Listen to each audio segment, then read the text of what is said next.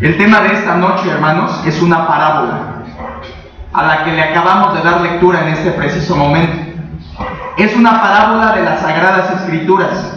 Jesucristo utilizaba parábolas para dar enseñanzas de la vida espiritual. Primera pregunta que vamos a resolver: ¿qué es una parábola? Porque esta lectura que acabamos de tener en Lucas capítulo 16 se le conoce como una parábola. De hecho, si usted revisa las Sagradas Escrituras, algunas Biblias colocan en el título parábola del rico y Lázaro. Es una parábola. Ahora voy a decir primeramente qué es una parábola. Una parábola es una historia narrada, una historia ficticia, narrada, que usa elementos conocidos, que las personas conocían, y que es contada para darnos una enseñanza espiritual. Repito, una parábola es una historia ficticia que usa elementos conocidos para darnos una enseñanza espiritual. En otras palabras, una parábola era una narración, una historia que el Señor Jesucristo contaba, ficticia, para enseñarnos verdades espirituales. Eso es una parábola. Jesucristo, el Señor, acostumbraba a hablar por parábolas, de modo que en los evangelios hay muchas parábolas dichas por el Señor Jesucristo, y en todas ellas quería enseñarnos o darnos una enseñanza espiritual. Ahora, una parábola, hermanos, contiene, esto hay que aclararlo antes de entrar al tema, una parábola contiene muchos elementos simbólicos. ¿Qué significa eso? Que deben ser interpretados, que no se debe tomar de manera totalmente literal, sino que utiliza elementos simbólicos y representativos. Así es una parábola. Una parábola contiene elementos representativos que deben ser interpretados con cuidado. Por ejemplo, para irnos familiarizando, la parábola famosa del sembrador, ¿recuerda? El sembrador salió a sembrar. Pregunta, dice la Biblia que el sembrador tiraba la semilla. ¿Qué representa esa semilla en la parábola que Cristo contó? ¿Qué representa la semilla? La palabra de Dios, el Evangelio. ¿Qué representa la tierra del sembrador? ¿Qué representa? Los corazones de las personas. ¿Qué representa el mismo sembrador, el que tiraba la semilla? ¿A quién representa? Primeramente al Señor Jesucristo, pero a todos nosotros que también sembramos o aventamos o compartimos la semilla del Evangelio a otras personas.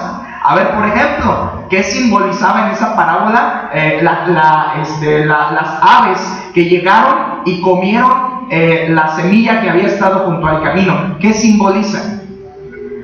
La Biblia dice que el maligno que viene y roba la semilla que fue sembrada. Entonces estamos hablando de que una parábola contiene elementos simbólicos que deben ser interpretados con cuidado, pero en lo cual Dios, Jesucristo, quería darnos una enseñanza ¿de qué tipo?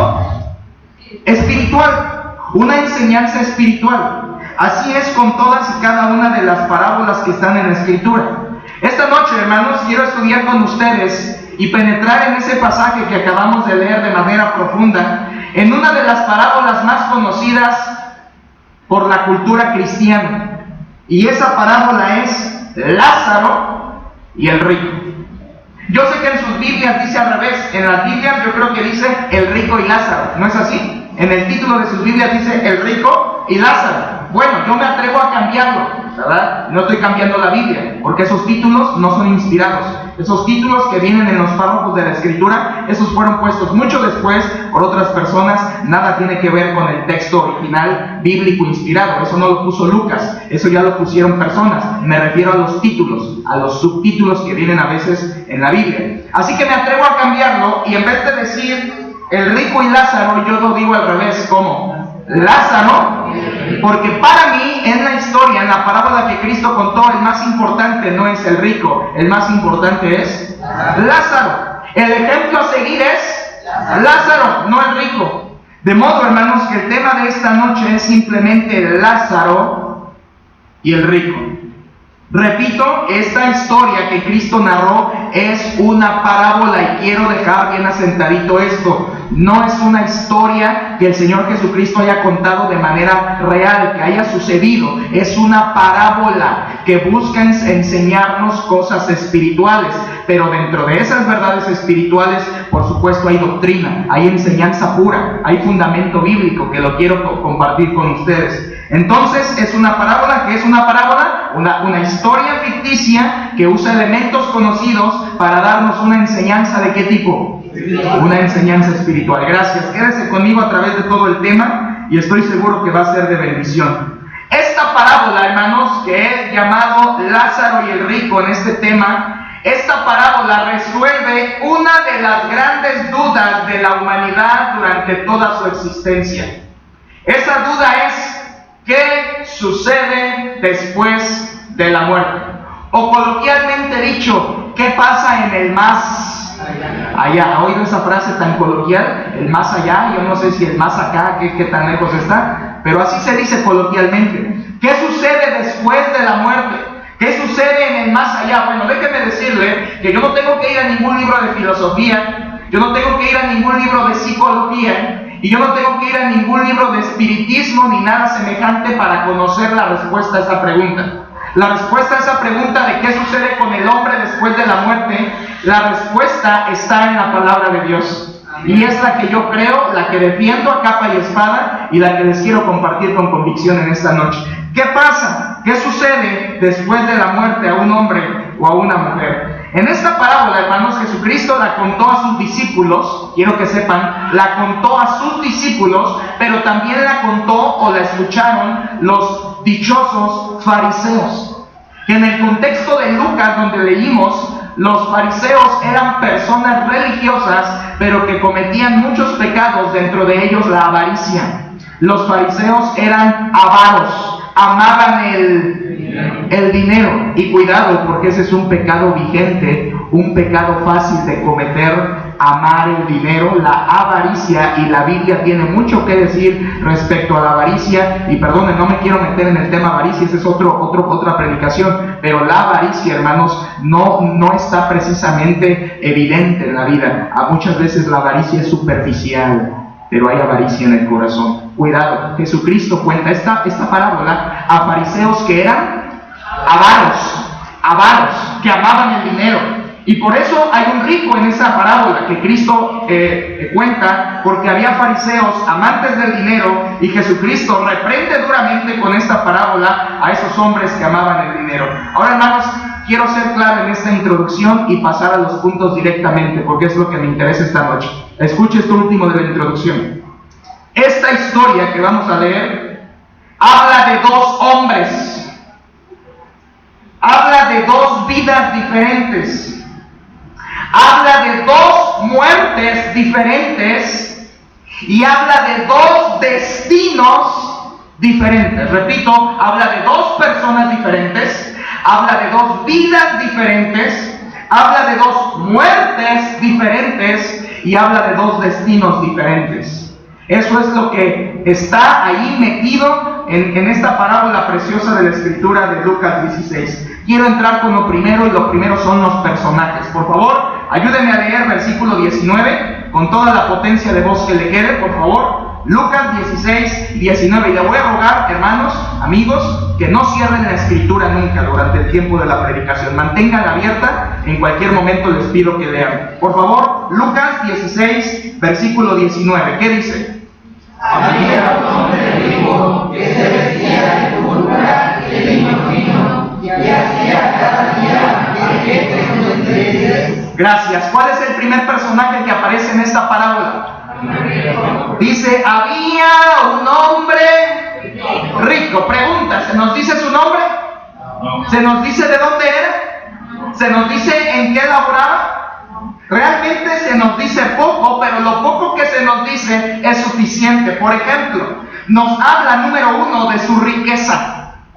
Aunque no se nos dice su nombre, ni muchas cosas, ni su familia, se nos dice la condición de esta persona, y lo primero es que era rico. Dice, había un hombre rico. Ahora, todos sabemos aquí lo que es rico, ¿verdad? rico, de gran capacidad económica, pudiente, ¿verdad? ¿Y por qué no decirlo? Derrochador, ahorita lo vamos a ver. Era un hombre bastante rico, eso es lo primero que se nos dice, y por cierto, es lo que más sobresale de este hombre. Segundo, se nos dice que era un amador de lujos. Sí, ¿sabe dónde lo dice? Mire, revise el versículo. Había un hombre rico que se vestía, ¿de qué manera? Léalo, por favor. Se vestía de púrpura. ¿Quién en esta noche trae vestido de púrpura y de lino fino? A ver, hermanos. Y dirán, no, pastor, no soy rico, ¿verdad? Ya me estás comparando con el rico de la parábola. Ahora, ¿por qué este hombre vestía de púrpura y de lino fino? Porque era rico. Pero no solamente era rico, era un amador ¿de qué? De los lujos. Amaba los lujos. ¿Por qué? Porque esas dos telas, esos dos tipos de vestimenta eran de las más exclusivas en tiempos de Jesús. Eran telas que solamente ostentaban los reyes, que solamente ostentaban los príncipes. Vestir de esa manera significaba que eras de la nobleza, eras de la realeza, eras una persona poderosa social y económicamente hablando. De modo que este hombre no solo era rico, sino que también amaba los lujos. Le gustaba vestirse bien. Y por cierto, hermanos, no hay nada de malo en vestirse bien. Eso quiero aclarar. No crean que los cristianos tenemos que andar por la vida, ¿verdad? Harapientos, ¿verdad? Con la camisa rota y el pantalón, ¿verdad? Que ya se para solo, ¿verdad? O ya ni se ve de tantos agujeros que tiene. Es que soy cristiano. No, señor. No, señor. Miren, hace un par de semanas prediqué Juan capítulo 19. Y en Juan capítulo 19 se dice que Jesucristo, antes de ir a la cruz, le quitaron sus ropas. ¿Recuerdan? Y dice que su manto, la ropa que él tenía, los soldados no la partieron en cuatro, sino que echaron suerte. ¿Sabe por qué? Porque el tipo de ropa que tenía el Señor Jesucristo también era una ropa especial. Dice, era de una sola costura o de una sola pieza, ¿sí? Por lo tanto, el Señor Jesucristo se vestía y se vestía bien. Pero no era algo ostentoso como este rico, quiero explicarlo. Así que hermanos, cuidado, hay que vestirnos bien. Y más el domingo que venimos a glorificar al Señor. El domingo yo saco, como decimos en mi pueblo, los mejores trapos. Saque sus mejores trapos el domingo porque es para glorificar el nombre del Señor. ¿Amén? Para el Señor. Vestirnos de manera que glorifique al Señor. Piense, cuando va a ir al culto y no sabe qué ponerse, sobre todo las damas, no piense en cuál no me he llevado, cuál ya me vieron, con cuál parezco ya foto, piense con cuál voy a glorificar el nombre del Señor, porque a eso venimos. Hace como mes y medio yo dije esta frase, la voy a repetir y la voy a aclarar. Al culto no venimos a una pasarela de moda, pero no significa que debemos venir mal. Debemos venir para glorificar el nombre del Señor, aún con nuestra vestimenta. Ahora, este rico, nada que ver con esto que estoy diciendo. Este rico era un ostentoso, era un bárbaro, era un sobresaliente. Quería que todos le vieran que era rico. Y se vestía de púrpura y de lino fino, vestimentas que demostraban que él era un amador de lujos. Un amador de lujos, como hoy hay personas también. ¿Qué más se nos dice de este rico? Mire, había un hombre rico que se vestía de púrpura y de lino fino. ¿Y qué más dice, hermanos? Y hacía cada día banquete con esplendidez. ¿Sabe de qué me habla eso? Estamos viendo las características del rico. ¿Sabe de qué me habla? De presunción. Presumido. Eso es lo que era este hombre rico. ¿Dónde está la presunción? Dice, hacía cada día banquete con esplendidez, es decir, cada día hacía fiesta. Y además dice con esplendidez. Ahora, hermanos, cuidado, y quiero diferenciar esto. Una cosa es esplendidez y otra cosa es generosidad. ¿Notamos la diferencia? Una cosa es esplendidez, otra cosa es generosidad. Le voy a decir la diferencia.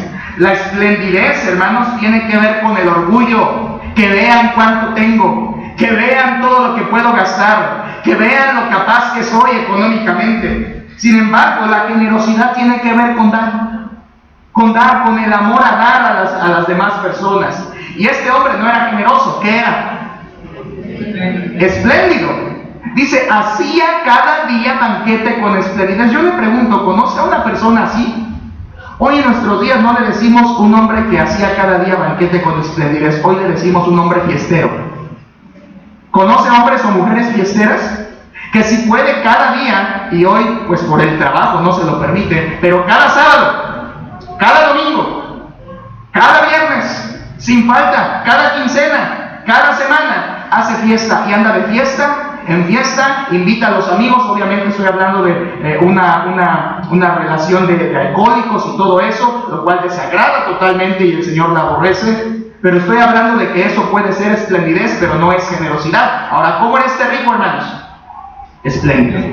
Hacía cada día banquete con esplendidez. Para él la vida era una continua fiesta. ¿Conoce a alguien así? Que vive solamente disfrutando y cuando puede hace fiesta y fiesta y fiesta, y es un hombre o una mujer fiestera. Yo sí conozco. ¿Qué más se nos dice de este hombre rico? Quiero decirle algo, hermano, y asentar aquí una cosa antes de continuar. El pecado de este hombre no era ser rico. Quiero aclarar. El pecado de este hombre de la parábola, su pecado, su mal, y por lo cual le tocó la consecuencia que le tocó, no era por ser rico. El pecado de este hombre era ignorar a Dios. El pecado de este hombre era tener un corazón duro para con Dios y confiar en sus riquezas, las cuales, dice la Biblia, son inciertas. Hoy las tienes, mañana ya no. Este hombre, su pecado no fue la riqueza. Cuidado, hermanos, con condenar la riqueza. Yo todavía conozco o he conocido cristianos algo inmaduros en la Escritura, en la palabra de Dios, que todavía piensan que el Evangelio es solamente para pobres y que los ricos son unos pecadores. ¿Y sabe qué? Yo encuentro en la Biblia hombres y mujeres riquísimos, temerosos de Dios, y cuya riqueza vino de la mano de Dios. Ahora, este rico no, pero estoy hablando de que la riqueza no era el pecado de este hombre. El problema de este hombre no era que tenía dinero, no era que tenía ropa, no era que era pudiente económicamente hablando. Su pecado era ignorar a Dios. Su pecado era tener duro el corazón. Su pecado era confiar en sus riquezas. Miren, hermanos, este hombre de esta parábola es parecido al que Cristo dijo en otra parábola. Miren, ahí mismo en Lucas, pero capítulo 12, un poquito atrás, vean cómo Cristo, unos capítulos atrás, contó otra parábola en la que habla de otro hombre rico. Lucas 12, 16, por favor. Van a ayudarme, ayúdenme, por favor. Lucas 12, 16 en adelante. Todos, por favor, ayúdenme. Estoy en Lucas 12, 16 en adelante. Disfrute la palabra de Dios, hermanos. Disfrútela y atienda lo que Dios dice. Lucas 12, 16. Conmigo dice: también repitió una parábola diciendo: la heredad de un hombre rico había producido mucho, y él pensaba dentro de sí, diciendo: ¿qué haré? Porque no tengo donde guardar mis frutos. Y dijo: esto haré. Derribaré mis graneros y los edificaré a mayores, y allí guardaré todos mis frutos y mis bienes. Y diré a mi alma: alma, muchos bienes tienes guardados para muchos años. Repósate, come, bebe, regocíjate. Déjeme continuar el siguiente pasaje. Mire, solo sígame con su vista, versículo 20. Pero Dios le dijo a ese hombre, ¿cómo le dijo? ¡Necio! Esta noche vienen a pedirte tu alma. ¿Qué significaba eso? Vas a morir. Esta noche vas a morir, y lo que has provisto, lo que has ganado, lo que has acumulado, tus grandes graneros, tus grandes frutos, todo lo que has provisto, ¿de quién? ¿De quién será? Y versículo 21, conmigo, por favor. Así es el que hace para sí tesoro y no es rico para con Dios. ¿Cuál era el pecado del rico de Lucas 16? Que no era rico para con Dios. En otras palabras, que amaba el dinero y no amaba a Dios. Para con Dios tenía un corazón duro, pero amaba las riquezas. Volvamos a Lucas 16, miren, por favor. Lucas 16. Este hombre de la parábola que el Señor cuenta definitivamente fue también un mal mayordomo. Ahora déjeme decirle algo, hermanos. En el contexto de la historia, en tiempos de Cristo, hay un dato muy importante que tiene que entender. En tiempos de Cristo existía la idea falsa, como hoy también existen muchas ideas falsas, rondaba en la sociedad la siguiente idea equivocada. La gente creía que las personas ricas eran bendecidas por Dios y que por tanto, si eran ricas, tenían asegurada la salvación de su alma. Eso era lo que se pensaba en tiempos de Cristo. ¿Eres rico? ¿Eres poderoso? ¿Te está yendo bien? ¿Estás ganando bien? Dios está contigo. Y no solo está contigo, sino que tienes la salvación asegurada, porque Dios te está enriqueciendo. ¿Y sabe qué, hermano? Rotundamente eso es falso. Rotundamente esa idea equivocada de tiempos de Cristo y que hoy no ha cambiado mucho, es una idea equivocada, es falso. No todas las personas que les va bien económicamente, la mano de Dios está sobre ellos. Perdóneme, pero no. Yo le puedo demostrar, y voy a ocupar 3 minutitos para decirle este principio bíblico que nunca he compartido desde que llegué a esta isla con ustedes. Y se los voy a compartir hoy. Existen 3 fuentes de riqueza para con el hombre. Es decir, existen 3 fuentes que enriquecen al hombre. Y tenemos que saber discernir cuál fuente o qué poder está haciendo rico a una persona. Hay 3 fuentes. Por ejemplo, la primera está Dios. Dios puede enriquecer. Amén, hermanos. Amén. Dios puede dar riqueza. Menciónenme a un hombre riquísimo de la Biblia que tenía a Dios, que temía a Dios y que honraba a Dios, hermano. Salomón, el hombre más rico que ha existido de la tierra. Otro más. Job, un hombre rico. Uno más. Abraham, que dice la palabra de Dios que no habría hombre más rico en su tiempo como Abraham, ¿verdad? Y ahora, hermanos, ¿de qué talla de hombre estamos hablando? Abraham, Job, ¿verdad? Salomón, eran cristianos mediocres, hermanos. Eran hombres entregados a Dios. ¿Y quién les dio esa riqueza que ellos tenían? Su Dios, nuestro Dios. De modo que una fuente de riqueza es Dios, efectivamente, pero quedan otras 2 fuentes, hermanos. Una segunda fuente de riqueza, créamelo porque es bíblico, es Satanás. Satanás es capaz de enriquecer a una persona, escúchelo, con tal de desviarlo del camino de Dios. Le voy a decir el fundamento bíblico y luego le doy un ejemplo. En Mateo capítulo 4, no lo busque, en Mateo 4 Satanás tienta al Señor Jesucristo. ¿Recuerda la tentación? Satanás le da 3 tentaciones al Señor Jesucristo. La primera de ellas, convierte estas piedras en pan, ¿recuerdan? ¿Y qué dijo Cristo? No solo de pan vivirá el hombre, sino de toda palabra que sale de la boca de Dios. Y luego la segunda tentación que Satanás le hace al Señor Jesucristo, tocó otra área de la vida del Señor, pero la tercera es la que me interesa.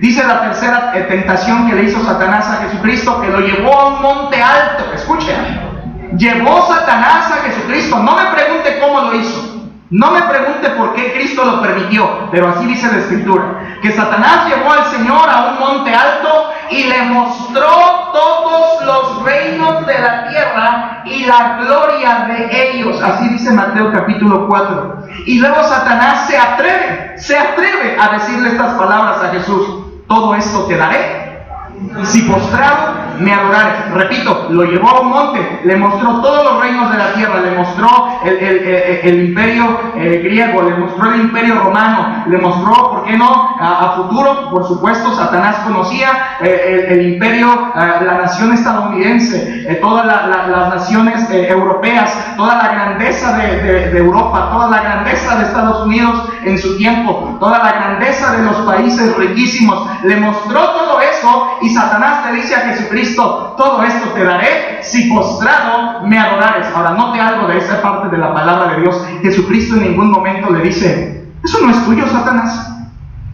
¿Le dice así Jesucristo? ¿Sabe por qué? Porque Satanás sí posee riqueza, y a quien quiere la da, con tal de desviarlo del camino de Dios. Así que si te está yendo bien, no creas que es porque Dios precisamente te está bendiciendo. Satanás puede utilizar la riqueza para desviarte del camino de Dios. Y Jesucristo le dice simplemente: vete, Satanás, porque al Señor tu Dios adorarás y a Él solo servirás. Pero no le negó el poder, no le negó la riqueza al diablo que él tiene. Simplemente le dijo: vete, resistiendo la tentación. Una segunda fuente de riqueza es Satanás, hermanos. ¿Y saben cómo opera, por ejemplo, Satanás? Ay, pastor, ya me saqué una motito. Viérame, me dieron una facilidad, me dieron tantos pagos, es una moto que yo siempre había querido, ahora me voy a sentir mejor, voy a poder andar. Por supuesto, ¿verdad? Ya me voy a ver más corto y a lo mejor dejo de ofrendar y diezmar, pero es la moto que siempre he querido. Dios no te la está dando, hermano. Satanás puede enriquecer para desviar a una persona del camino de Dios. ¿Me estoy explicando, hermanos? Pero hay una tercera fuente. Y esa tercera fuente, ¿verdad?, también es muy real y se llama el hombre mismo. El hombre mismo. El hombre mismo, su trabajo, su esfuerzo, ¿verdad?, sus desvelos, quemarse las pestañas, descuidar a su familia por trabajar, enriquece, pero no es Dios quien lo está dando, hermanos. ¿Quién enriquece a los grandes poderosos de este mundo? Dios. Dios enriquece a Carlos Slim. Dios enriquece a Donald Trump. Dios enriquece a los grandes magnates del Medio Oriente. Por supuesto que no, hermanos. Cuidado con diferenciar. Existen tres fuentes de riqueza: Dios, Satanás y el mismo hombre, cuando por su propio esfuerzo logra lo que logra, separado de Dios, como este rico de Lucas 16, que logró todo lo que logró por sus propias fuerzas. Pero ¿sabe qué? Eso no le alcanzó para lograr la salvación de su alma. Con todo y su riqueza, o mejor dicho, sin su riqueza, se fue al lugar de tormento que nos dice la parábola. Mire, volvamos a la parábola, por favor. Versículo 20, Lucas 16, 20. Si sigue conmigo, lea fuerte el 20 y 21, los dos, por favor. ¿Qué dice? Había también un mendigo llamado Lázaro, que estaba echado a la puerta de aquel, lleno de llagas, y ansiaba saciarse de las migajas que caían en la mesa del rico, y aún los perros venían y le lamían las llagas. Muchas gracias. Hay que hacer una aclaración. Oigo un poquito de disensión en la lectura y quiero aclarar algo con mucho amor. Versículo 20. Había también un mendigo, ¿verdad? Se pronuncia allí mendigo. Cuando tiene un acento en la E, se pronuncia de la otra manera, ¿verdad? Pero aquí la palabra correcta es mendigo. Sin acento, esa palabra se lee mendigo. Cuando tiene un acento en la E, se lee de la otra manera, como lo están leyendo algunos, ¿verdad? Hay que aclarar eso. Aquí la palabra de Dios está hablando de un mendigo. Ahora, ¿qué es un mendigo? Alguien que mendiga. ¿Y qué es mendigar? Pedir, ¿verdad? Pedir, mendigar. Ahora, mire, había también un mendigo llamado, ¿cómo, hermanos? Lázaro, que estaba, ¿qué palabra usa, hermanos? Sentado, recostado, en la hamaca. ¿Qué palabra usa? Echado. Empieza a notar eso, tirado, ¿verdad? Ahí en el piso, echado a la puerta de aquel. ¿Quién aquel? Interesante, Jesucristo está contando una historia bien interesante. Ya dijo del rico, su riqueza, su ostentosidad, su humanidad, todo, pero ahora habla de un hombre que era mendigo, echado a la puerta del rico, lleno de llagas. Eso significa que Lázaro era un leproso, un enfermo, con llagas en todo su cuerpo. Y versículo 21 nos dice más: y ansiaba saciarse de las migajas que caían de la mesa del rico. ¿Puede imaginarse a Lázaro en la puerta de la casa del rico, del palacio del rico, asomándose por la rendijita, viendo cómo las orgifiestas que tenían allá dentro el rico y sus amigos, cómo caían y derrochaban el vino, cómo tiraban las piezas de pollo, cómo tiraban la comida, cómo derrochaban, ¿verdad?, groseramente todo el alimento, y él desde fuera pudiendo alcanzar a ver aquellas moronas que caían por la mesa? Y dice la Escritura que ansiaba saciarse. Ya no alimentarse, porque su necesidad ya no era alimentarse, su necesidad era saciarse. de las migajas que caían de la mesa del rico. Y qué triste es lo final, ¿se fijó? Y aún los perros venían, ¿y qué hacían? ¿Pueden imaginar eso, hermanos? Ahora, si hay un animal que es repugnante para un judío, es el perro. Ahora, no tengo nada contra los que tienen sus mascotitas, ¿verdad? La Biblia no está diciendo que es pecado, no me malentienda. ¿Sabe qué sí es pecado? Dedicarle a sus mascotitas y no a Dios, eso sí es pecado. Poner en primer lugar a sus mascotitas y no a Dios, eso sí es pecado. Pero no tener sus mascotitas, ¿verdad? Eso no es problema. Lázaro dice que su condición era tan deplorable que venían los perros y le lamían las llagas, quizá él dormido, quizá él echado sin darse cuenta, desmayado, porque una de las características que tienen los leprosos es que pierden gran parte del sistema nervioso, ya no sienten, ¿verdad?, en ciertas partes de su cuerpo, de modo que el perro podía venir, lamer y por qué no hasta masticar partes de la carne, de la piel del mendigo, y dice la palabra de Dios que aún los perros venían y lamían sus llagas. Ahora, hermanos, yo quiero primero que vean algo. De Lázaro se nos dicen más detalles que del rico, ¿lo notan? De entrada, del rico se nos dice un solo versículo, y de Lázaro se nos dicen 2. ¿Se fija o no se fija? Hay que analizar eso. Del rico solamente habla el 19, pero de Lázaro nos habla el 20 y el 21, y nos dice más información. Por ejemplo, nos dice su nombre, cosa que no lo hace con el rico. ¿Cómo se llamaba el mendigo? Lázaro. Ahora, por favor, no confundir con el Lázaro de Betania. Ese es otro Lázaro. Ese Lázaro sí era verdadero, real, de carne y hueso. Este es de una parábola. No confundir con el Lázaro de Betania, que fue el que murió y el Señor Jesucristo resucitó al cuarto día. ¿Recuerdan? Que tenía 2 hermanas, Marta y María, y que eran amigos de Jesús. Como dicen los muchachos, nada que ver esos 2 Lázaros. ¿Sabe? Diferentes personas. Al ser una parábola, hermanos, el nombre que usa Jesús para referirse a ese hombre importa mucho, porque el nombre que usa Jesús para ese hombre mendigo indica la realidad de ese hombre. Lázaro proviene del hebreo Eleazar, y ese nombre significa ayudado por Dios. Ahora mira, pastor, ¿cuál ayudado por Dios? Ese hombre era un mendigo. Bueno, la palabra de Dios dice que era Lázaro, y Lázaro es ayudado por Dios. Eso significa Lázaro, ayudado. Tenía la gracia de Dios. Era justo, santo. En otras palabras, era un creyente verdadero, hermanos. Era un creyente en el Señor. Ese personaje que Cristo está inventando, Lázaro, con el nombre que nos da a entender que era un hombre creyente. Nos da a entender que era un hombre justo, santo, piadoso, un creyente verdadero que tenía la gracia de Dios sobre él. Por eso el nombre, Lázaro, ayudado por Dios. Ahora, hermanos, nos habla de la condición física, solo quiero resumirlo. Nos dice que era mendigo, y la palabra mendigo allí del griego original significa algo más bajo que simplemente alguien que pide. La palabra allí mendigo del griego original, hermanos, significa una persona que está en la calle y que literalmente su condición es tan baja que le da vergüenza pedir, que le da vergüenza mendigar. Esa es la bajeza de hombre que era Lázaro en esta parábola. Le daba vergüenza mendigar. Eso es una pobreza extrema, vergüenza extrema. Era un hombre ignorado, porque estaba a la puerta del rico y nadie le hacía caso. No tuvieron misericordia de él. Hermanos, escuchen esto, al rato va a ser eco. El rico no tuvo misericordia de Lázaro. ¿Estamos de acuerdo, hermanos? Era un enfermo, lepra. Era un hambriento, ansiaba saciarse. Y era un hombre indeseable, desdichado, en la indigencia, un miserable, hermanos. Ese era Lázaro. Ahora, yo veo 3 virtudes en la vida de Lázaro aquí, hermanos, que yo les quiero compartir.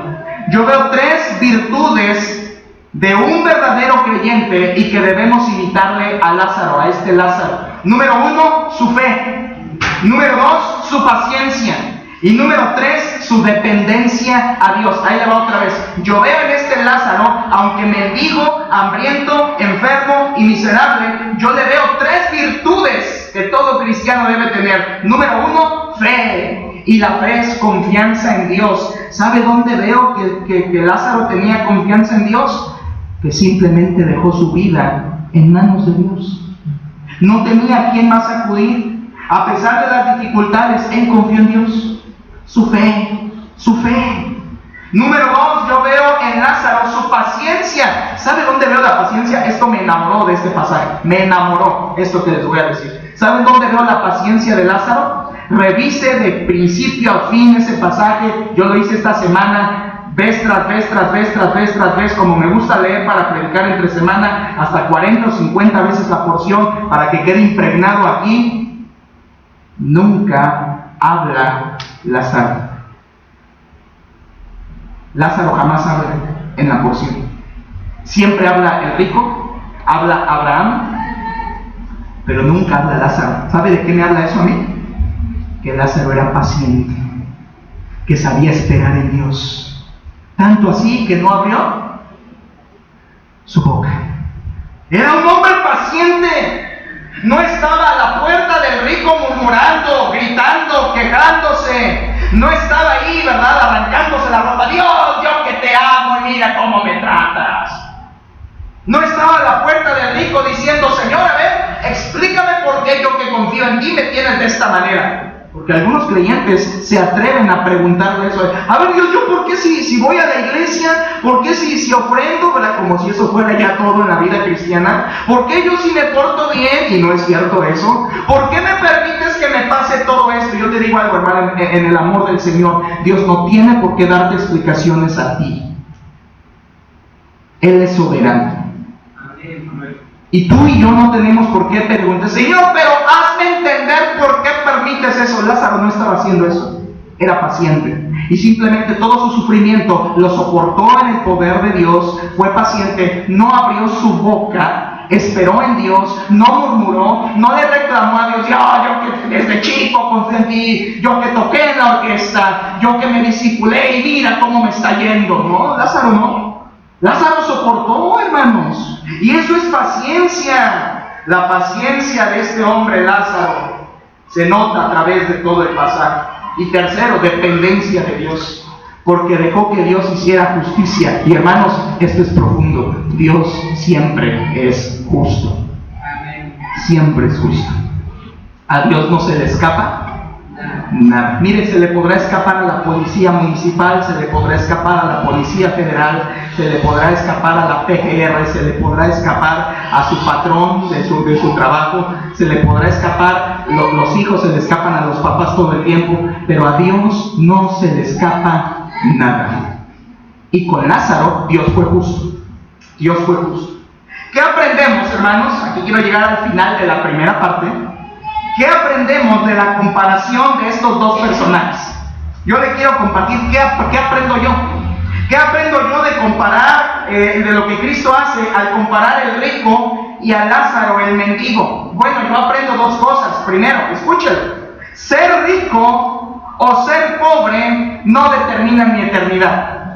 De entrada eso, hermanos. Ser rico o ser pobre no determina dónde voy a pasar la eternidad. No depende de eso, hermanos. Por eso, sácate de la mente, no estás en la tierra para ser una máquina de dinero. Dios puso propósitos más profundos en tu vida que tienes que buscar en su palabra y cumplir. No estás para ser millonario, no estás para tener carros, no estás para tener motos, no estás para tener casas. Porque por estar en eso descuidas lo más importante, que es Dios, tu familia y tu iglesia. Prioridades bíblicas. Saquémonos de la mente, no estamos aquí para hacer una máquina, ¿verdad? Como esas bonitas, preciosas, y qué bueno que existen las máquinas, ¿verdad? De Coca-Cola, ¿verdad? Uno le echa una moneda, ¿verdad? Y la máquina que hace, la mueve en grandes, ¿verdad? Recibe la moneda y al final nos bota una lata fría, ¿verdad?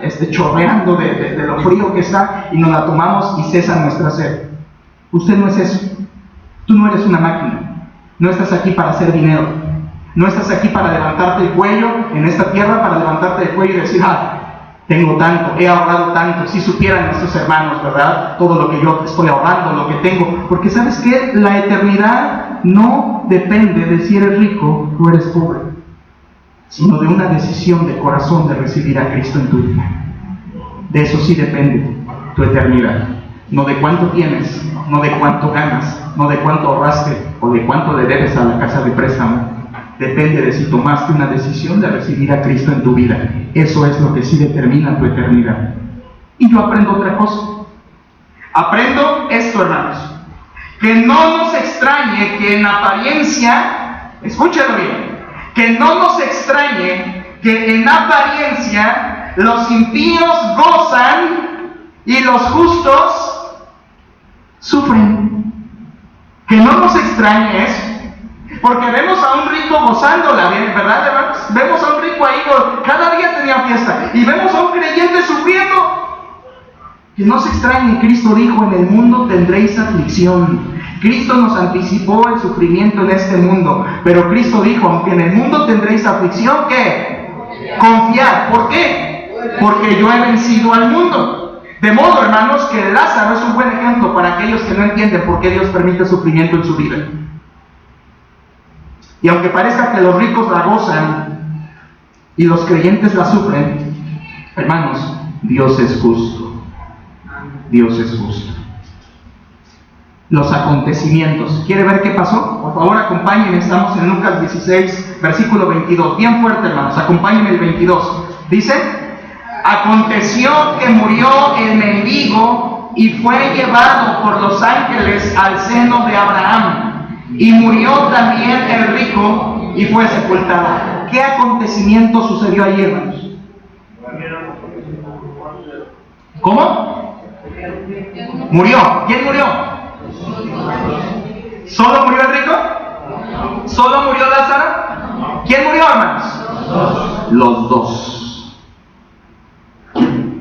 Porque está establecido para los hombres que mueran una sola vez. Y después de esto, el juicio. La palabra de Dios enseña, hermanos, que la muerte es algo que acontecerá a todos. Mire, por favor, sin perder Lucas 16, ponga ahí su dedo, un separador, y vaya a Hebreos 9:27. Hebreos está más adelante en el Nuevo Testamento. Hebreos está inmediatamente después de Filemón. Hebreos capítulo 9. Si ves Santiago, es que ya se pasó, ¿verdad? Hebreos 9, si ve Apocalipsis, es que está perdidísimo, hermano.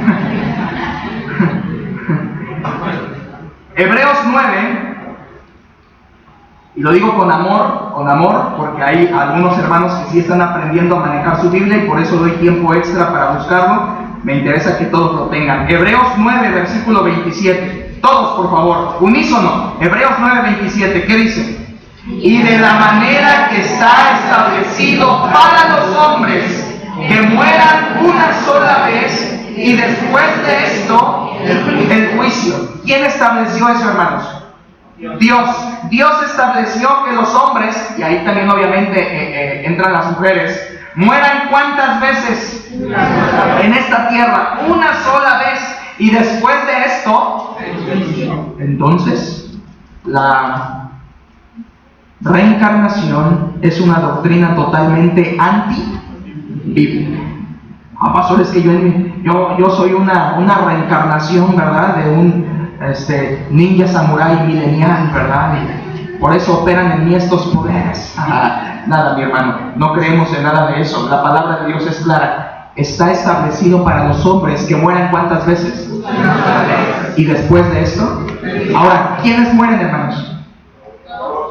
Todos.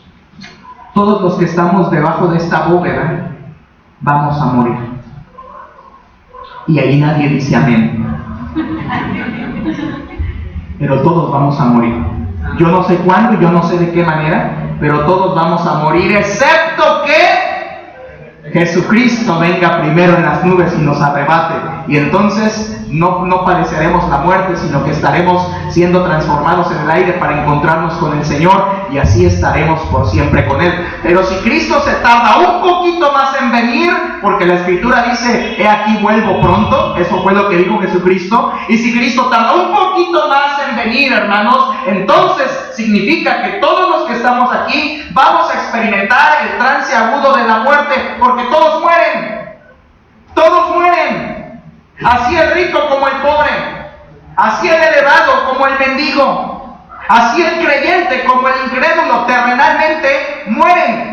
Ese es el acontecimiento que sucedió en la parábola de Lázaro y el rico. Los dos murieron. Ahora vuelva por favor a Lucas 16 y mire qué clase de muerte tuvieron. Mire qué clase de muerte padecieron ambos. Dice la Biblia en el versículo 22, aconteció que murió el mendigo y fue llevado por los ángeles ¿a dónde, hermanos? Al seno de Abraham. El seno de Abraham es una figura de ficción aquí en la parábola que significa o representa el paraíso o la presencia de Dios. ¿De acuerdo? Ahora no significa, hermanos, por favor, recuerden, esta es una parábola, la estamos interpretando. No significa que, pastor, entonces cuando yo me muera en el cielo, voy a estar ahí pegadito al seno de Abraham. No, hermano. Es una figura de ficción que representa el paraíso, el cielo, la presencia de Dios. Y dice la Biblia que el mendigo fue llevado por los ángeles allí, al paraíso, a la presencia de Dios, porque la Biblia enseña que cuando un creyente muere, inmediatamente, buenas noches aquí, buenos días allá, inmediatamente. Y eso es una preciosa consolación y esperanza que tenemos en Cristo, que si tú recibiste al Señor en tu vida de verdad y tomaste esa decisión de verdad, de abrirle tu corazón al Señor en vida, entonces cuando tú partas de esta tierra, inmediatamente dices, buenas noches aquí, buenos días en la gloria, eternamente. Eso es un consuelo. Y Pablo dijo, el apóstol Pablo dijo que para él es muchísimo mejor estar en la presencia de Dios que estar aquí en la tierra. Así que, hermanos, esperamos ese día. No esperamos morirnos, esperamos el día de estar con el Señor, ¿verdad? Y nuestro día de muerte, el Señor lo sabe. Pero este Lázaro muere y es llevado por los ángeles al seno de Abraham. ¿Y qué dice del rico, hermanos? Miren, qué tajante es. Dice, y murió también el rico y fue llevado por los ángeles al seno de Abraham, y fue llevado al limbo, y fue llevado al purgatorio, fue llevado ahí para que hagan indulgencias, ¿verdad?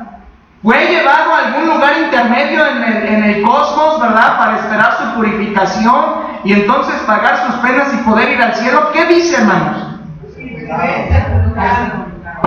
Fue sepultado. ¿Sabe qué? En la Escritura, cuando un incrédulo muere, la Biblia simplemente no dice nada. Cuando un incrédulo muere, no pasa nada. Si usted revisa el Antiguo Testamento y usted lee su Biblia, y espero que la lea, en el Antiguo Testamento cuando morían los patriarcas decía, y murió Isaac, ¿verdad? Y fue reunido con sus padres. Y murió Abraham y fue reunido con sus padres. ¿Dónde? En la gloria. Pero cuando dicen, por ejemplo, y murió Esaú y fue sepultado, es todo. La palabra de Dios guarda silencio en la muerte de los incrédulos. ¿Sabe por qué? Porque no hay nada bueno que decir de eso. Por eso guarda silencio de la muerte de un incrédulo. ¿Y qué más? ¿Qué más, hermanos?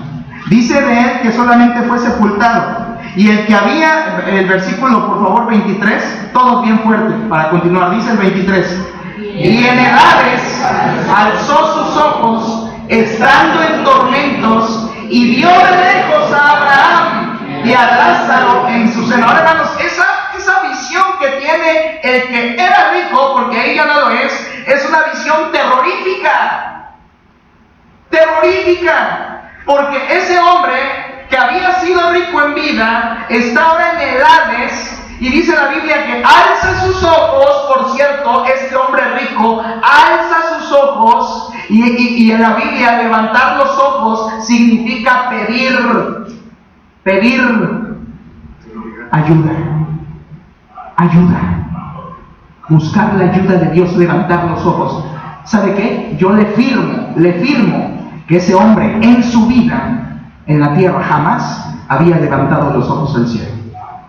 Jamás había levantado los ojos hacia Dios, jamás había buscado el rostro de Dios, jamás había buscado la gracia de Dios. Pero estando en el Hades, dice la Biblia que alzó sus ojos y estando en tormentos, vio de lejos a Abraham. Qué terrorífico me imagino para ese hombre estar sufriendo en el Hades y ver de lejos, recuerden, es una parábola, estamos imaginando la historia que Cristo contó, y ver de lejos a Lázaro, ¿verdad? A Abraham y a Lázaro en su seno.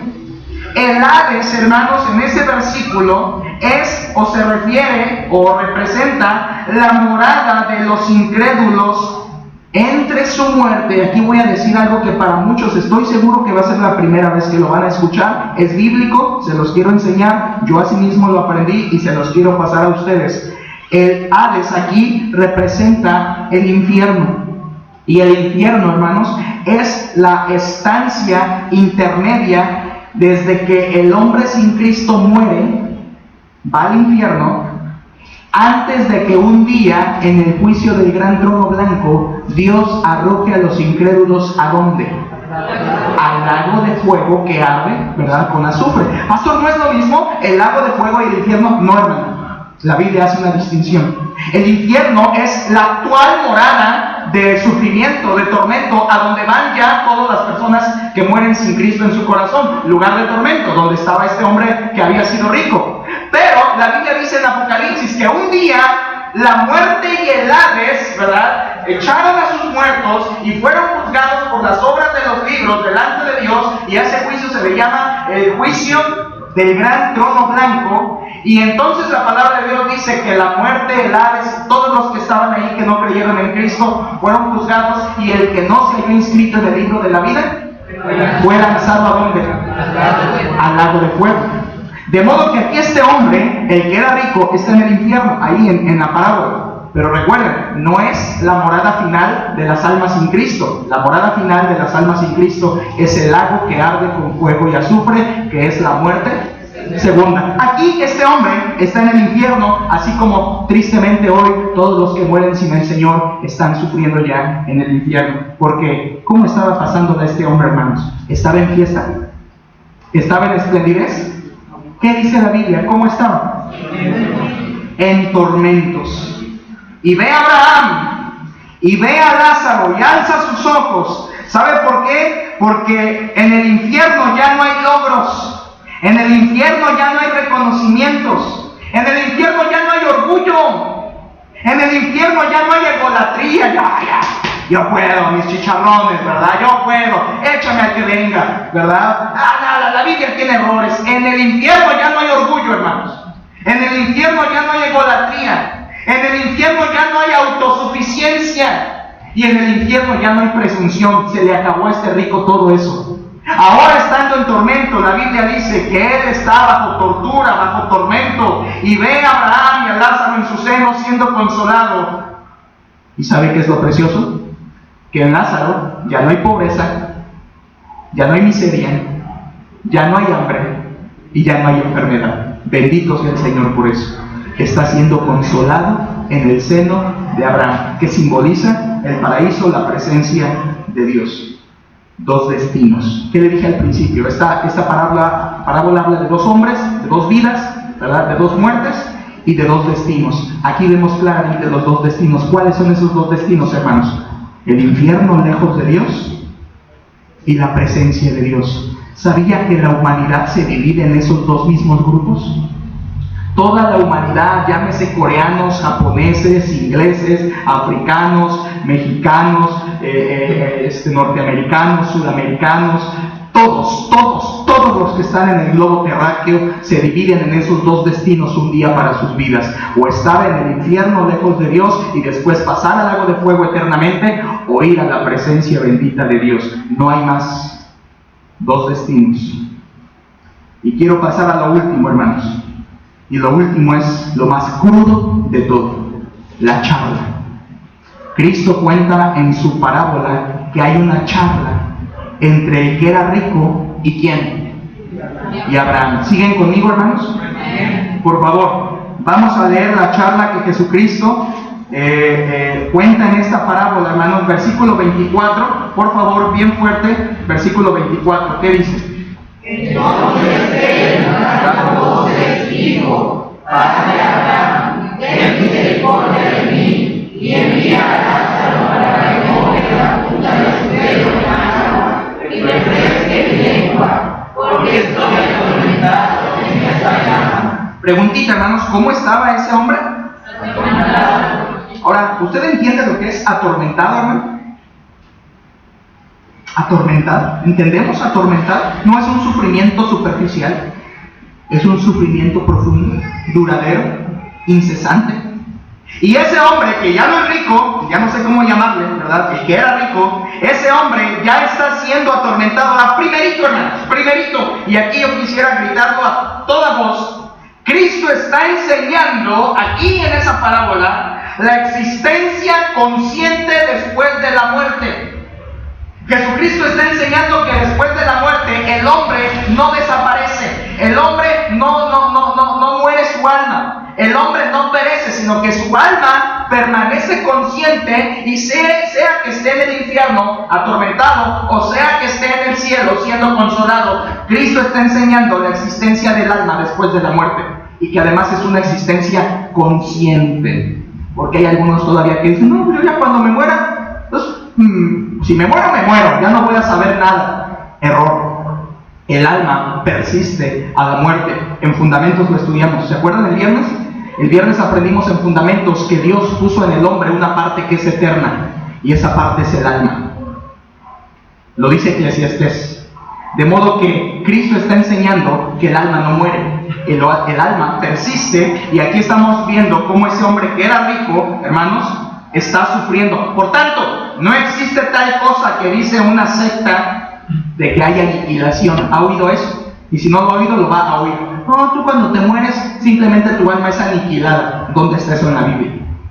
Quisiera que usted viera en esta parábola que estamos estudiando que no hay cosa como aniquilación. Lo que hay es sufrimiento consciente después de la muerte. Ahora, ¿qué pasa, hermanos? Versículo ahí 24 otra vez, dice, entonces él, el que había sido rico, ¿dando qué? Voces, dijo, ¡Padre Abraham! ¿Cómo se imagina este hombre gritando, hermanos? Diciendo, oye, Padre Abraham, ¿así? ¿Se imagina? Como se pide un mesero, ¿verdad? Qué bonito es ir a un restaurante, ¿verdad? Y más cuando te invitan, ¿verdad? No soy de Monterrey, hermanos, y no tengo nada contra los de Monterrey. Tengo amigos de Monterrey y son muy invitadores. Pero qué bonito es, ¿verdad?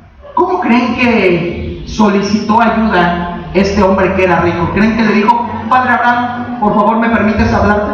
¿Cómo imagina esos gritos, hermano? Desgarradores,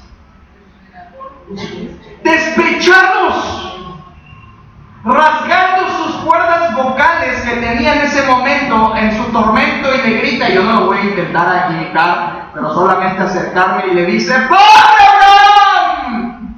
¡Padre Abraham! ¿Y qué le dice? Mire, ten, ¿qué cosa pidió? ¿Qué pidió? Misericordia. El que era rico, el que no tuvo misericordia de Lázaro. Pero en el infierno ya no hay misericordia, hermanos. Padre Abraham, ten misericordia. ¿Y qué le pide después? Lo primero le pidió misericordia y no se la dio. ¿Y después qué le pidió? Envía a Lázaro para que moje la punta de su dedo en agua y refresque mi lengua, porque estoy atormentado en esta llama. A ver, hermanos, ¿cuánta agua puede sostener un dedo, verdad? Mojado en un vaso, en un cubo, dicen acá, ¿verdad? ¿Cuánta agua puede sostener y ponerla en la punta de la lengua? ¿Cuánto? ¿Suficiente para refrescarse? Mire, a mí esta se me hace poco, ¿verdad? Para 60 minutos de predicación. Cuando es Gatorade es mucho mejor. ¿Verdad? Tengo un hermano aquí que me ayuda a veces. No es un ministerio darme Gatorade, pero se lo agradezco cuando lo hace. Ahora, por favor, no me vayan a traer un día 20 Gatorades aquí, por favor, hermanos, porque no voy a saber qué hacer con ellos, ¿verdad? El agua está bien, no se preocupe. Pero esto me sirve para refrescarme 60 minutos. ¿Usted cree que ese hombre que estaba padeciendo en el infierno le iba a ayudar unas gotitas de agua?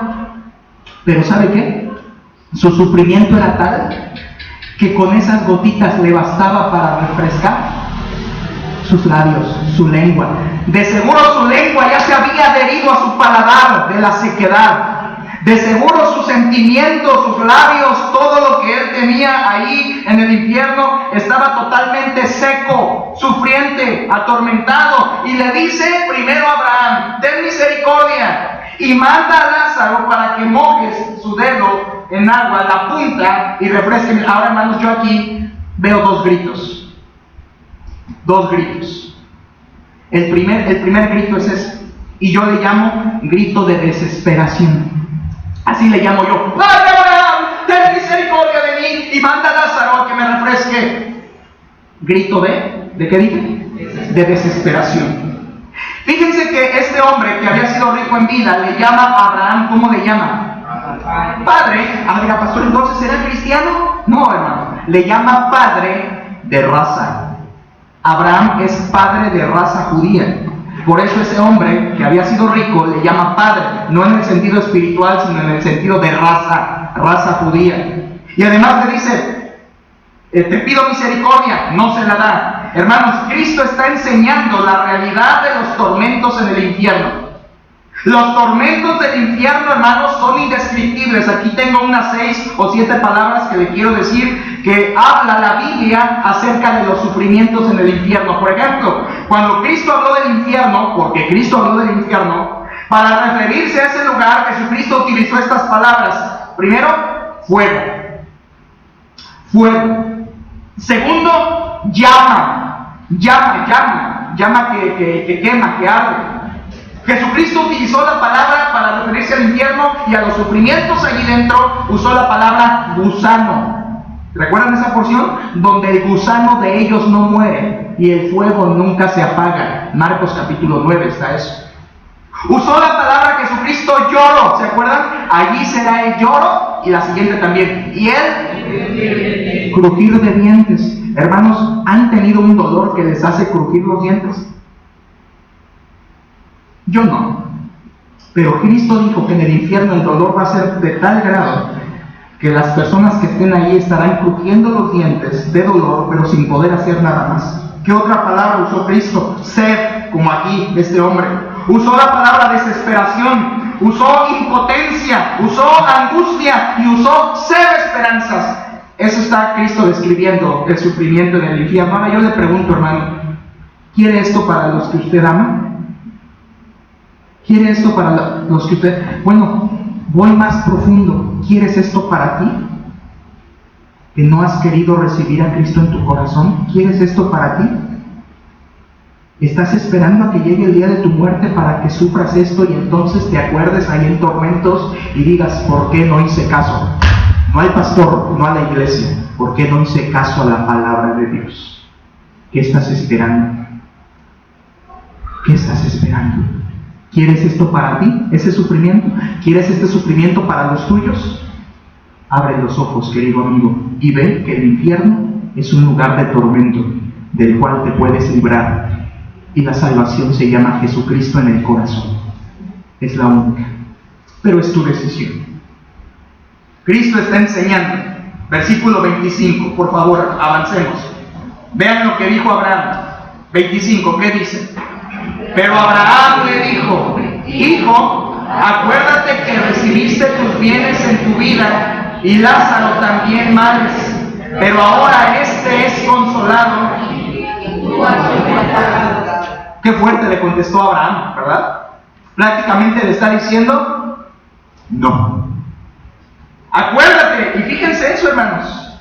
Yo creo que los que van al infierno se acuerdan y van a tener la posibilidad de recordar lo que hicieron en vida, para que les atormente también eternamente. Y le dice Abraham al que había sido rico, acuérdate que recibiste tus bienes en tu vida y Lázaro también sus males, pero ahora este es consolado aquí y tú atormentado. La respuesta de Abraham es muy dura. Le está diciendo, ahora estás sufriendo tus consecuencias de tu propia decisión. En la tierra tuviste recompensa temporal y te conformaste con eso y nunca buscaste a Dios y te gustó ser fiestero y te gustó andar en orgías y te gustó andar en disipación de la carne y te gustó andar en el mundo y en los placeres de este mundo. Ya tuviste tu recompensa fue en la tierra. Aquí ahora estás sufriendo eternamente. Y como si Abraham le dijera a ese hombre, ¿de qué te sirvió ser rico? ¿Me explico, hermanos? ¿De qué te sirvió ser rico? ¿De qué te sirvió armar tu empresa? ¿De qué te sirvió ganar tus miles de pesos? ¿De qué te sirvió estudiar tanto? Y no estoy diciendo que no trabajen ni que no estudien. Estoy diciendo no ames eso más que a Dios. ama a Dios, que fue el error de este hombre, no amó a Dios. ¿Qué dije que amó?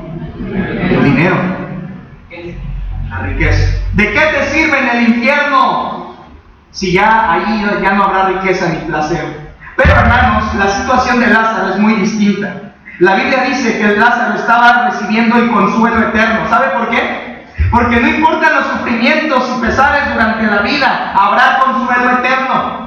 No importa si en vida Dios permitió, y no es que Dios me lo mandó, saquémonos eso de la boca, no es que Dios me mandó este cáncer. No, Señor, Dios no es así.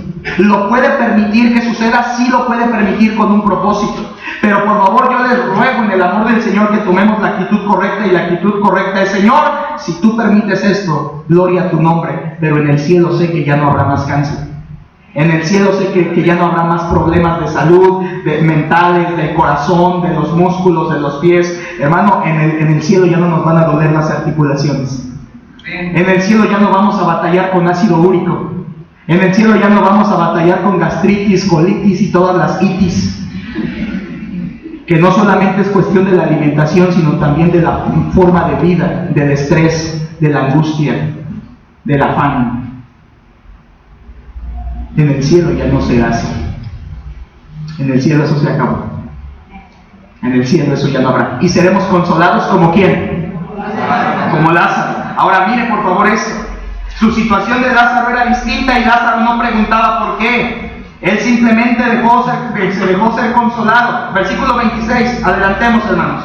Por favor conmigo, dice: además de todo esto, una gran sima está puesta entre nosotros y vosotros, de manera que los que quisieren pasar de aquí a vosotros no pueden, ni de allá para acá. ¿Qué está diciendo Abraham al hombre que era rico? Le está diciendo: mira, hombre, aunque yo quisiera mandarte a Lázaro a mojar tu boca, tus labios, no se puede. Y hermanos, hoy en día lo que Cristo está enseñando es que es imposible que los muertos se comuniquen, los que están en el infierno, con los que están en el cielo. Y es imposible que los que están en el infierno o en el cielo, es imposible que se comuniquen con los vivos.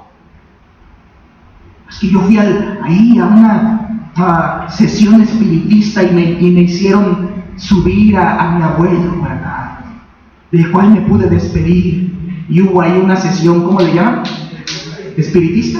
Debe tener otro nombre, ¿verdad? ¿Sabes quién es? ¿Quién es realmente quien se aparece? Un demonio.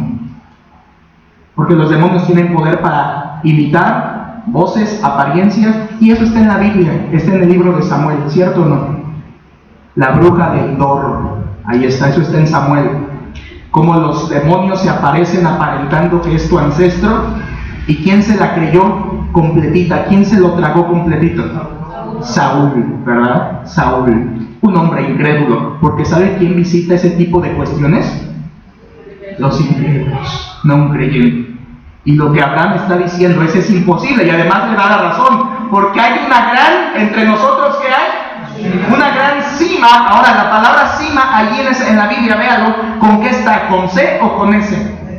Con S. Cima con S significa un vacío, hermanos, un hueco profundo, un peñasco que cae, es hacia abajo. Cuando hablamos de una cima con C de casa, estamos hablando de una elevación, de una cúspide. Pero cuando estamos hablando de una cima con S, estamos hablando de un abismo, de un precipicio en profundidad. Y Abraham le está diciendo: no es posible, porque una gran cima está entre vosotros y nosotros, de modo que no es posible pasar, ni los que estamos de aquí para allá, ni los que están allá, venir para acá. ¿Sabe qué está enseñando Cristo ahí, hermanos? Que una vez que el alma toma posesión de su morada eterna, es imposible que cambie de lugar. Una vez que el alma llegó al infierno, o una vez que el alma llegó al cielo, es imposible que haya un movimiento, porque ahí ya no hay palancas. Ahí ya no hay palancas. No, yo creo que sí, voy a tener ahí Dios, a final de cuentas a todos va a mandar al cielo. Error, no te creas las mentiras de este mundo. Una vez que el hombre toma posesión de su morada eterna, ya no hay nada que lo pueda sacar de allí. Jesús está enseñando que no existe una segunda oportunidad. después de la muerte. Y termino aquí, hermanos, por favor, miren. Segundo grito.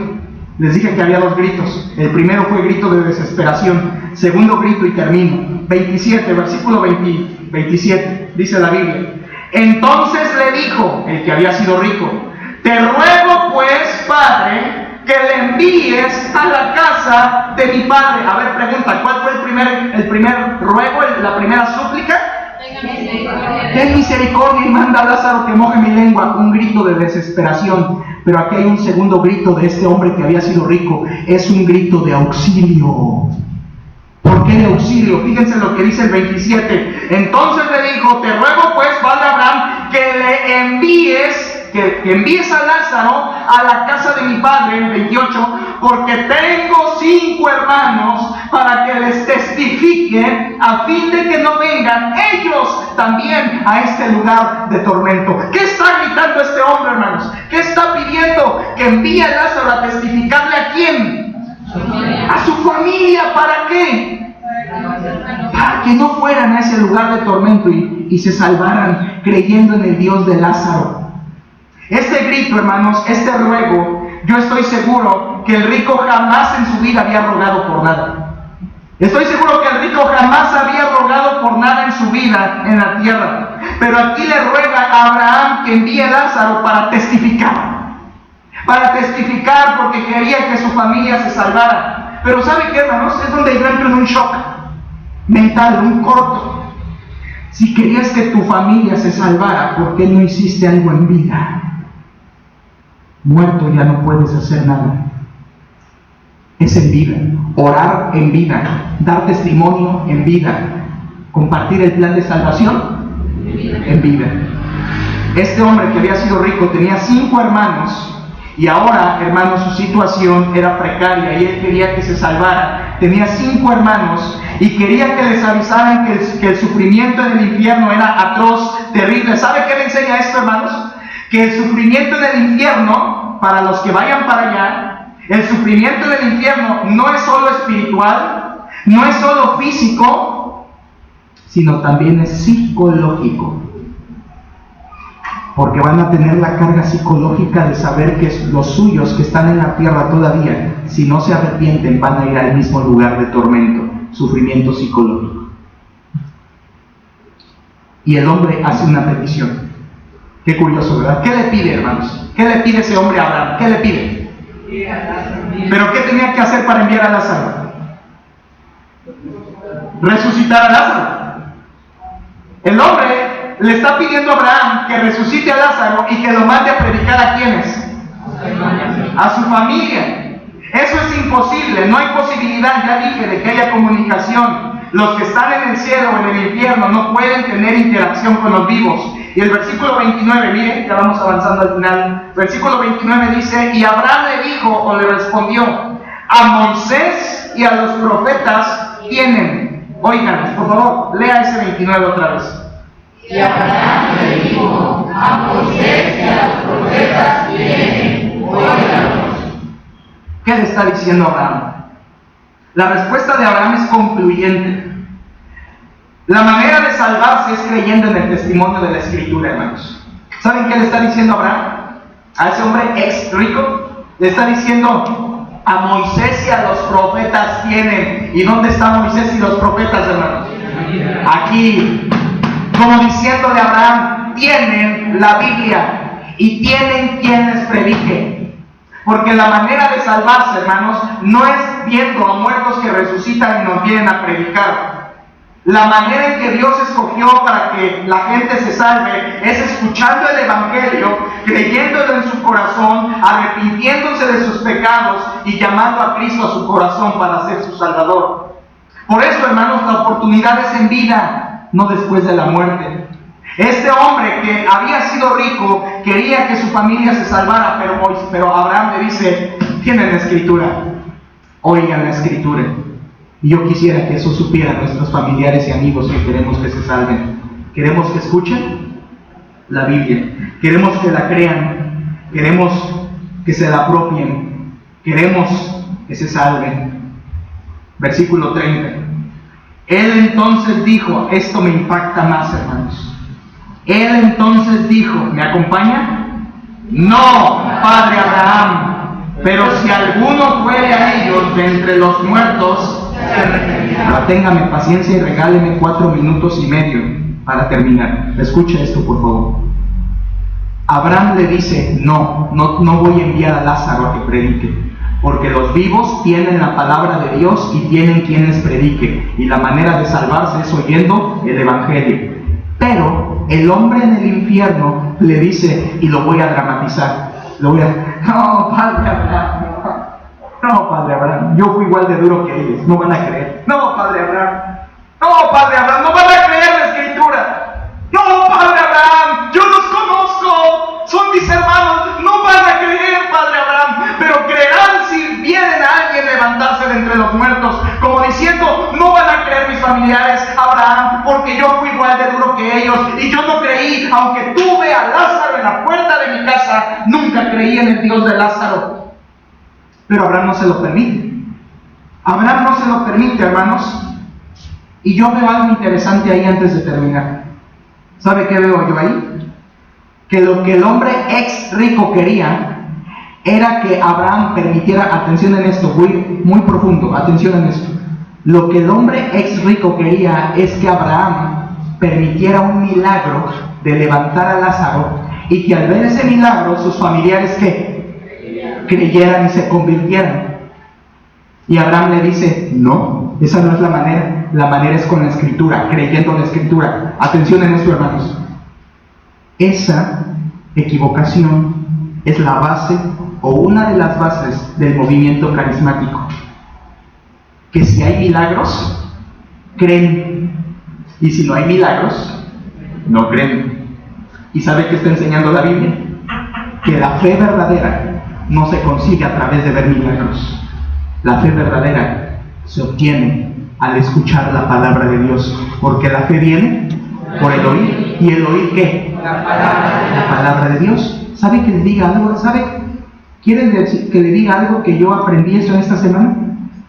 Toda la gente engañada, sinceramente, pero engañada, que está metida en el movimiento carismático, buscando su milagro, buscando su sanación, buscando su prosperidad, no están allí por querer salvación de su alma, están allí por conveniencia. Y cuando reciben su milagro, no reciben a Cristo. Quieren su milagro, pero el milagro no convierte el alma. El milagro no salva el alma. Aquí el ex rico quería eso. Padre Abraham, muéstrales un milagro y creerán. No, Señor, tienen la Escritura, crean ahí. No, Padre Abraham, yo los conozco, no van a creer. Ni modo, no hay de otra. Versículo final, hermanos, lo leemos por favor. Versículo 31, dice: mas Abraham le dijo, si no oyen a Moisés y a los profetas, tampoco se persuadirán, aunque algunos se levantaren de los muertos. Y eso que Cristo dijo, hermanos, lo dijo como un trancazo, permítame decirlo así, como un trancazo religioso a los fariseos huecos que estaban escuchándolo, porque Cristo en esa parábola la termina diciendo, si no oyen a Moisés y a los profetas, la Escritura dice, tampoco se persuadirán, aunque algunos se levantaren de los muertos. Y yo pregunto, ¿alguno se levantó de los muertos, hermanos? Jesucristo. ¿Y le creyeron? Porque el milagro no genera fe. La palabra genera fe. El asunto allí terminó. El Señor no dijo más. Todos comprendieron lo que Él estaba enseñando. Hermanos, concluyo así. ¿Qué representa toda esta charla que tuvo el hombre en el infierno con Abraham? ¿Qué representa? Porque es una parábola. ¿Qué representa? Representa, grábenlo en su corazón, el anhelo incesante de los perdidos porque sus seres queridos no vayan a ese mismo lugar. Ese hombre en el infierno echó desde su pecho 2 gritos, y el segundo de ellos era: no quiero que mis hermanos vengan a este lugar de tormento. Hermanos, es imposible lo que voy a decir, pero imagínenlo. Si usted y yo pudiéramos escuchar lo que los perdidos en el infierno gritan, y no se puede escuchar eso, aclaro, Pero si pudiésemos escuchar los gritos, los sollozos, el crujir de dientes que está actualmente sonando en el infierno, muchos de esos gritos serían: háblenle a mi familia para que no venga, háblenle a mi hijo, háblenle a mi suegra, háblenle a mi papá para que no venga a este lugar de tormento. Entre sollozos, entre sed, entre terribles tormentos. Hermanos, los perdidos están en el infierno clamando porque los que estamos con vida testifiquemos. Nuestra eternidad depende de esta decisión. Tu eternidad no depende del pastor ni depende de esta iglesia, depende de ti, de si aceptas o no aceptas a Cristo. Y es tiempo de dejar de jugar y recibir a Cristo en tu corazón. El momento de testificar es ahora, hermanos de la iglesia. El momento de testificar es ahora.